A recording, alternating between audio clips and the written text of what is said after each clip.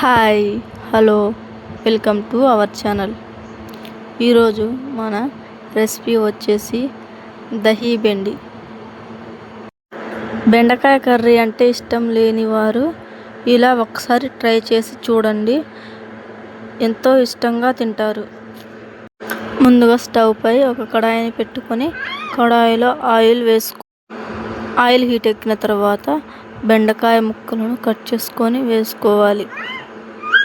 బెండకాయ ముక్కలను కలుపుతూ బాగా ఫ్రై చేసుకోవాలి.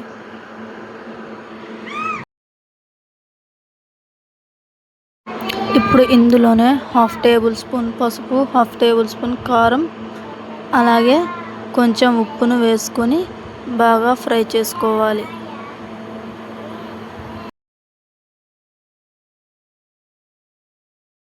ఇలా బెండకాయ ముక్కలు బాగా ఫ్రై అయిన తరువాత వీటిని ఒక ప్లేట్లోకి తీసుకొని పక్కన పెట్టుకోవాలి. ఇప్పుడు ఇందులోనే మిగిలిన బెండకాయ ముక్కలను కూడా వేసుకొని ఫ్రై చేసుకోవాలి.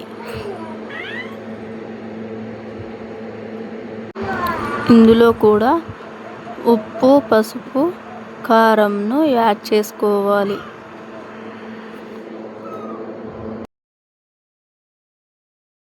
ఇవి కూడా ఫ్రై అయిన తర్వాత వీటిని తీసుకొని పక్కన పెట్టుకోవాలి. ఇప్పుడు ఒక బౌల్లో 2 కప్పుల పెరుగును తీసుకోవాలి. ఇప్పుడు ఇందులోనే 1.5 టేబుల్ స్పూన్ ఉప్పును, అలాగే 1/2 టేబుల్ స్పూన్ పసుపు, 1 టేబుల్ స్పూన్ ధనియాల పౌడర్, 1 టేబుల్ స్పూన్ కారం, అలాగే జింజర్ గార్లిక్ పేస్ట్ని వేసుకోవాలి. ఈ మసాలా అంతా బాగా కలిసేలాగా కలుపుకోవాలి. కొన్ని వాటర్ని యాడ్ చేసుకొని బాగా కలుపుకోండి. ఇప్పుడు మనం ఇందాకలా వేయించుకున్న ఆయిల్లోనే తాలింపు గింజలను వేసుకోవాలి. ఇవి ఫ్రై అయిన తర్వాత మనం ముందుగా వేయించుకొని పెట్టుకున్న బెండకాయ ముక్కలను వేసుకొని 2 మినిట్స్ బాగా కలుపుకోవాలి.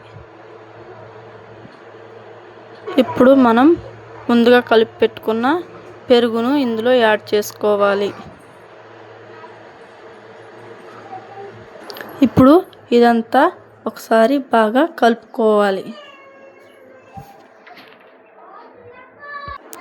ఇప్పుడు దీనిపై మూత పెట్టుకొని ఒక 10 to 15 మినిట్స్ కుక్ చేసుకుంటే సరిపోతుంది.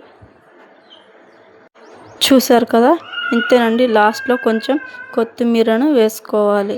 చాలా సింపుల్. దహీ బెండి కర్రీ అయితే మనకి రెడీ అయిపోయింది. బెండకాయ అంటే ఇష్టం లేని వారు కూడా ఇష్టంగా తింటారు, అంత బాగుంటుంది. ఒక్కసారి మీరు కూడా ఇలా ట్రై చేయండి. చాలా టేస్టీగా సూపర్గా ఉంటుంది. చూశారు కదా, చూస్తుంటేనే నోరూరిపోతుంది. వేడి వేడి అన్నంలో లేదా చపాతీలలో, పుల్కాలలో అయితే ఇంకా చాలా బాగుంటుంది. ఇలాంటి మరెన్నో వీడియోస్ కోసం మన ఛానల్ని అయితే సబ్స్క్రైబ్ చేసుకోండి. అలాగే లైక్ చేయండి, కామెంట్ చేయండి, షేర్ చేయండి.